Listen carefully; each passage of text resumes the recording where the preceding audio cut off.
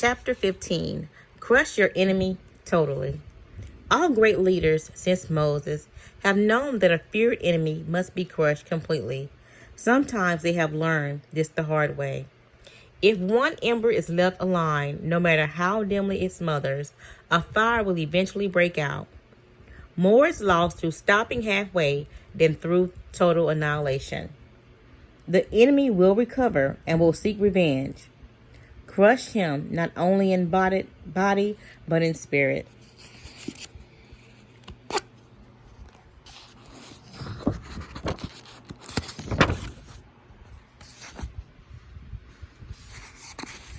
No rivalry between leaders is more celebrated in Chinese history than the struggle between Yu and Liu Pang.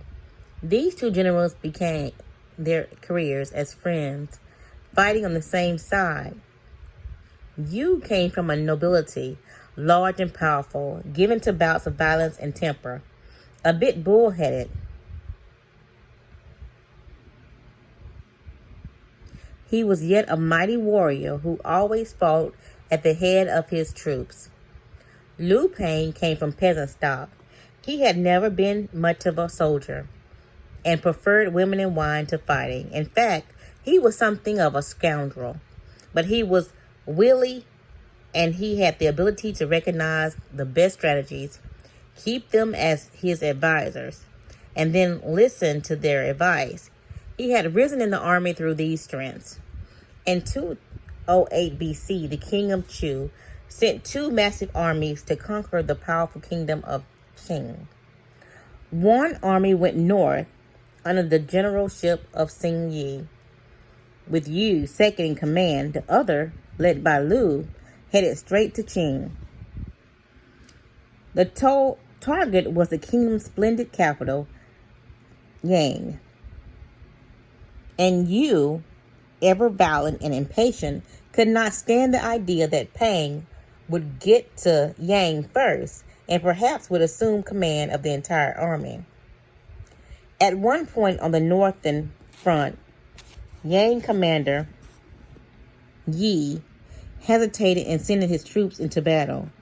Furious, Yang entered Sung's tent, proclaimed him as a traitor, cut his head off, and assumed sole command of the army. Without waiting for orders, he left the northern front and marched directly into Yang. He felt certain that he was a better soldier than Liu, but to his utter astonishment, his rival, leading a smaller, swifter army, managed to reach Yang first.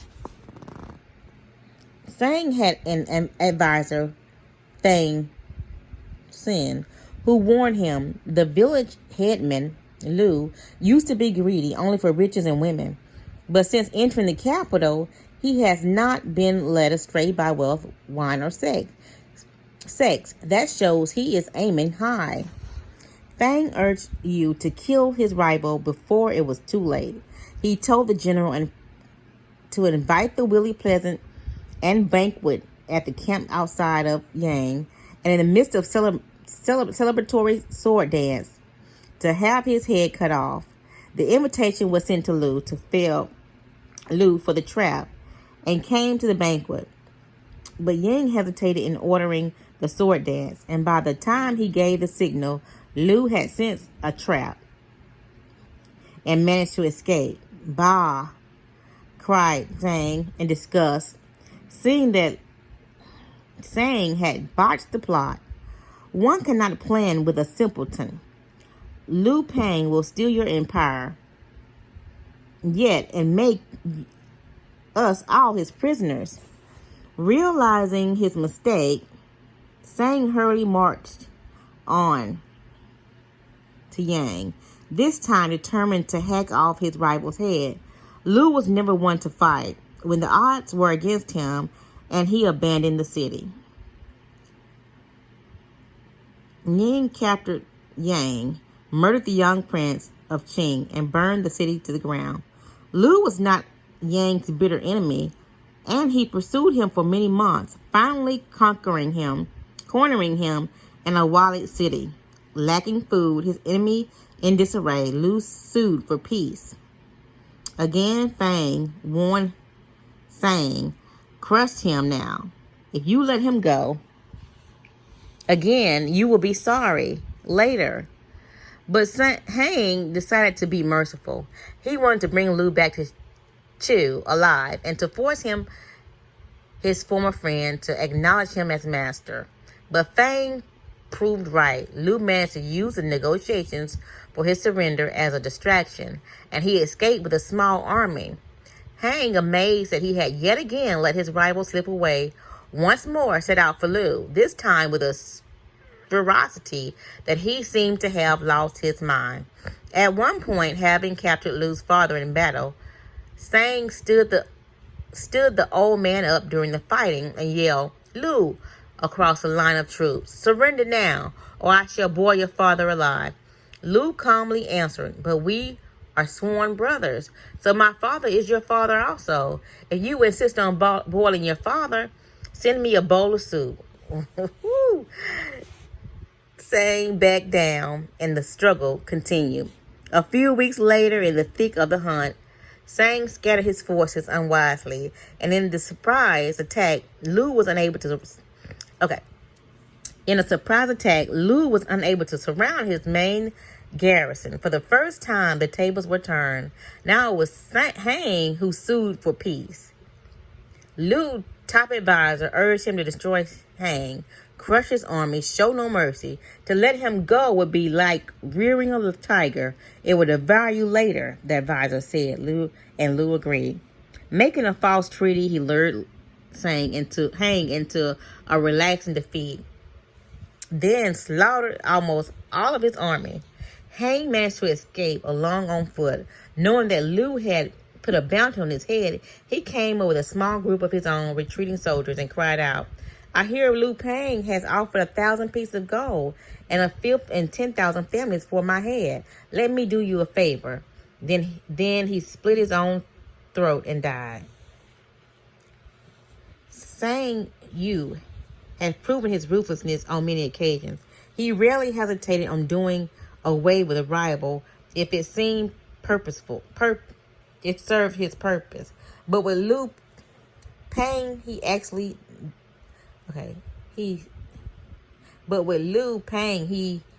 differently.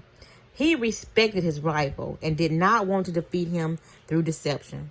He wanted to prove his superiority on the battlefield, even to force the clever Lu to surrender and to serve him.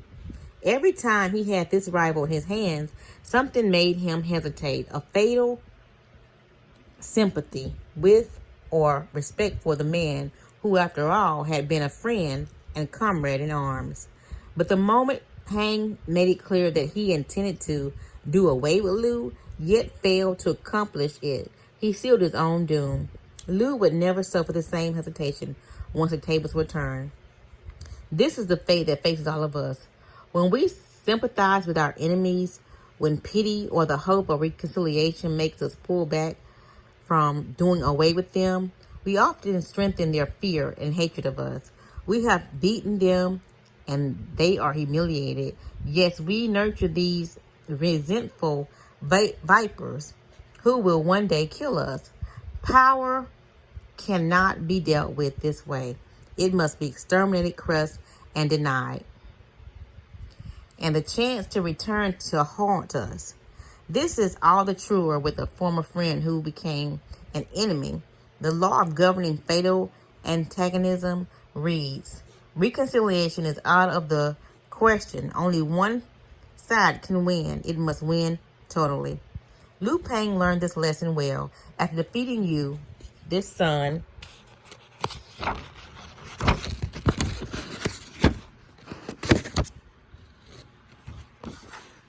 would crush you ultimately. Ultimately, the only peace and security you can hope for from your enemies is this disappearance. Mei Tong, a devoted reader of Su Tong's Chinese history, generally knew the importance of this law. In 1934, the communist leader and some 75,000 poorly equipped soldiers fled into the desolate mountains of western China to escape Chiang Shik's much larger army, which was since being called Long March. Chiang was determined to eliminate every last communist, and by a few years later, Mao had less than 10,000 soldiers left. By 1937, in fact, when China was invaded by Japan, Chiang calculated that communists were no longer a threat. He chose to give up the chase and concentrate on Japan. 10 years later, the communists had recovered enough to rout Chiang's army. Chiang had forgotten the ancient wisdom of crushing the enemy. Mao had not. Chiang was pursued until he and his entire army fled to the island of Taiwan. Nothing remained of his regime in the mainland China to this day. The wisdom behind crushing the enemy is as ancient as the Bible. Its first practice may be Moses, who learned it from God himself when he parted the Red Sea for the Jews.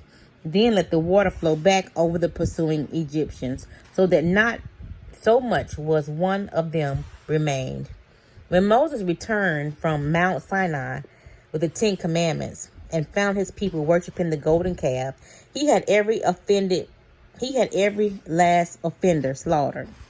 And just before he died, he told his followers finally about the entire promised land, that when they had defeated the tribes of Canaan, they would utterly destroy them, make no covenant with them, and show no mercy to them. The goal of total victory is Zion of modern warfare and was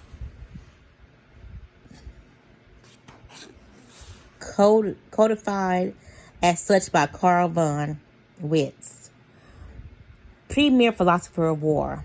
Analyzing the campaigns of Napoleon, von Clausewitz wrote, "We do claim that direct annihilation of the enemy forces must always dominate consideration. Once a major victory is achieved, there must be no talk of rest, of breathing space, but only of pursuit, going for the enemy again and seizing his capital, attacking his reserves and everything else that might give his country aid and comfort. The reason for this is that after war come negotiation and the division of territory. If you have only won a partial victory, you will inevitably lose a negotiation what you have gained by war. The solution is simple. Allow your enemies not to have no options. Annihilate them and their territory. It is yours to carve. The goal of power is to control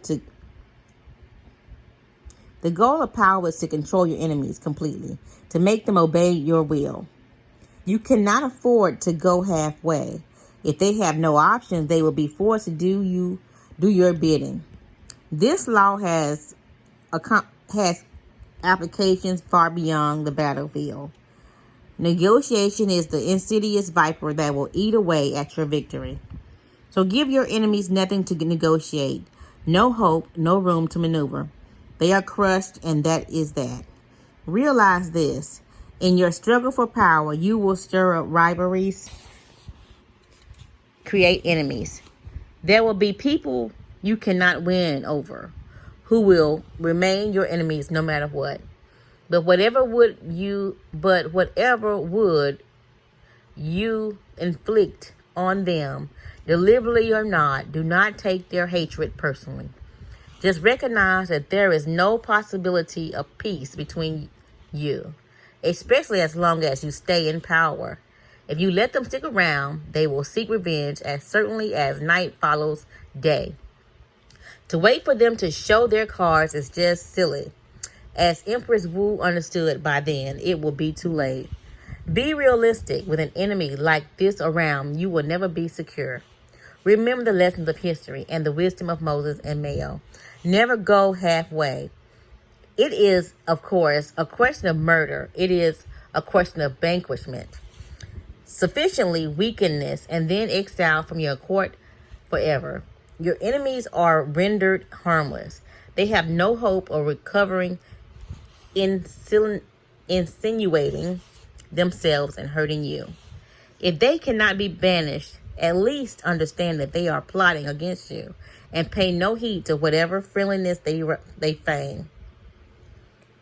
The only weapon in such a situation is your own wariness. If you cannot banish them immediately, then plot the best time to take act. A viper crushed beneath your foot but left alive will rear up and bite you with a double dose of venom. An enemy that is left around is like half dead viper that you nurse back to hell. Time makes the venom grow stronger. For it must be noted that the man must either be caressed or else annihilated.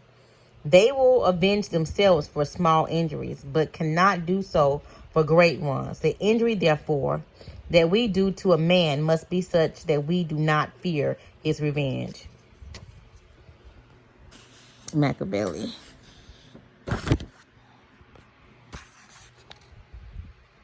The law should very rarely be ignored, but it does sometimes happen that it is better to let your enemies destroy themselves, if such a thing is possible, than to make them suffer by your hand. In warfare, for example, a good person knows that if he attacks an army when it is cornered, its soldiers will fight much more fiercely. It is sometimes better than to leave them an escape route, a way out.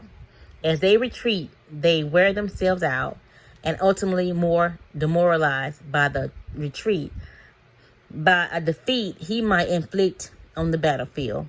When you have someone on the ropes, then, but only when you are sure they have no chance of recovery, you might let them hang themselves. Let them be the agents of their own destruction. The result will be the same, and you won't feel half as bad. Finally, sometimes by crushing an enemy, you embitter them so much that they spend years and years plotting revenge. The Treaty of Versailles had such an effect on Germans. Some would argue that in the long run, it would be better to show some leniency. The problem is, your leniency involves another risk. It may embolden the enemy, which still harbors a grudge, but now has some room to operate. It is almost always wiser to crush your enemy. If the plot revenge years later, do not let your guard down, but simply crush them again.